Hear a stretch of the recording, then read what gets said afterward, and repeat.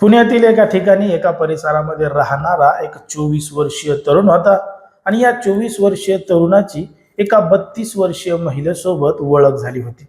सुरुवातीला ओळख झाली, ओळखीचं रूपांतर मैत्रीमध्ये, मैत्रीचं रूपांतर प्रेमामध्ये झालं. मग या महिलेचं आणि त्या तरुणाचं बोलणं, भेटणं, गाठणं हे मोठ्या प्रमाणात वाढलं. आता एवढं मोठ्या प्रमाणात त्यांचं भेटणं गाठणं वाढलं की आता यांना एकमेकांशिवाय करमत सुद्धा नव्हतं. बघता बघता यांचं प्रेम प्रकरण मोठ्या प्रमाणात वाढत गेल्यानंतर ती जी महिला आहे त्या महिलेच्या घरच्यांना हे सगळं प्रकरण समजलं की त्या 24 वर्षीय तरुणासोबत या 32 वर्षीय महिलेचे प्रेम संबंध आहेत म्हणून. मग आता या दोघांनी इथून पुढे यांचं नातं ठेवू नये, यांचं नातं तोडून टाकावं असं त्यांच्या घरच्यांचं म्हणणं आलं. म्हणून त्यांनी त्या ठिकाणी एक बैठक बोलवली. त्या बैठकीमध्ये त्या 32 वर्षीय महिलेला 24 वर्षीय तरुणाला एकत्र बोलवलं आणि समजून सांगण्याचं काम सुद्धा केलं.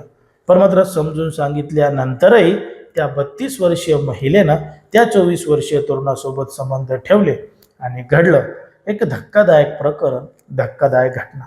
नेमकं काय आहे संपूर्ण प्रकरण, कुठं घडली आहे घटना, हे आपलं अगदी सविस्तरपणे बघायचं आहे. पण जर तुम्ही अजूनही आपलं चॅनल सबस्क्राईब केलं नसेल तर लगेचच करून घ्या आणि बाजूला असणाऱ्या बेल नोटिफिकेशनला सुद्धा ऑन करायला विसरू नका.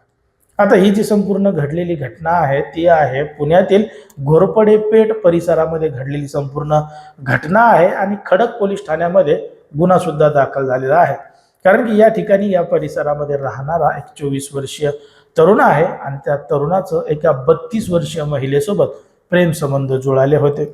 आता यांचे प्रेम संबंध जुळल्यानंतर, एकमेकांवर प्रेम झाल्यानंतर या दोघा जणांचं बोलणं, चालणं, भेटणं, गाठणं हे मोठ्या प्रमाणात सुरू झालेलं होतं. मग आता यांच्या प्रेम प्रकरणाची माहिती जेव्हा त्या महिलेकडच्यांना समजली तेव्हा त्यांनी त्या ठिकाणी मध्यस्थीची भूमिका घेतली. पोराला आणि त्या महिलेला समजून सांगू असं त्या ठिकाणी ठरवलं. एक बैठक सुद्धा बोलवली आणि त्या बैठकीमध्ये सांगितलं, दोघांना समजून सांगितलं की बाबा हे तुमचे संबंध काही योग्य नाही आहेत, हे संबंध इथंच तोडून टाका. पोरीला, त्या महिलेला सांगितलं की इथून पुढे त्याला बोलू नको आणि त्या पोराला सांगितलं की इथून पुढे त्या महिलेला बोलू नको.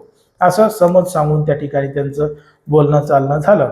पण मात्र काही दिवस निघून गेल्यानंतर ती जी महिला आहे तिनं पुन्हा त्या 24 वर्षीय तरुणासोबत संपर्क करायला आणि बोलायला सुरुवात केली. पण मात्र बोलायला सुरुवात केल्यानंतर त्या 24 वर्षीय तरुणाला ही महिला त्रास देत होती. वारंवार काही ना काही सांगत होती. म्हणून त्या तरुणाला ही सगळी गोष्ट सहन झाली नाही आणि मग त्यांनी राहत्या घरातच आत्महत्या केली, स्वतःचं जीवन संपवलं. आता त्याचं स्वतःचं जीवन संपवल्यानंतर तो जो तरुण होता त्याच्या बहिणीला सगळा काही प्रकार माहीत होता. म्हणून त्या महिलेनं तात्काळ जवळचं पोलीस स्टेशन गाठलं आणि ज्या महिलेमुळं त्यानं आत्महत्या केली तिनंच त्याला आत्महत्या करण्यासाठी प्रवृत्त केले अशी लेखी तक्रार त्या मृत तरुणाच्या बहिणीनं खडक पोलीस ठाण्यामध्ये दिलेली आहे. आता पोलिसांनी हे संपूर्ण प्रकरण गांभीर्यानं घेतलेलं असून या संपूर्ण प्रकरणाचा तपास पोलीस करत आहेत. पण मात्र ज्या पद्धतीनं सध्या प्रेम प्रकरणामधून, विवाहबाह्य संबंधामधून अशा पद्धतीच्या घटना घडतात, त्यामुळं अशा पद्धतीच्या घटना आता समाजामध्ये, देशामध्ये, राज्यामध्ये नेमक्या का वाढत चालल्यात?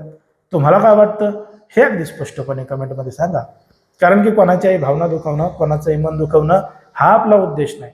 समाजामध्ये जे घडतंय आणि मीडियामध्ये जे दिसतंय तेच सांगायचं काम आपण या ठिकाणी करत असतो. लोकांना सावध आणि सतर्क राहण्याचं सुद्धा आवाहन करत असतो.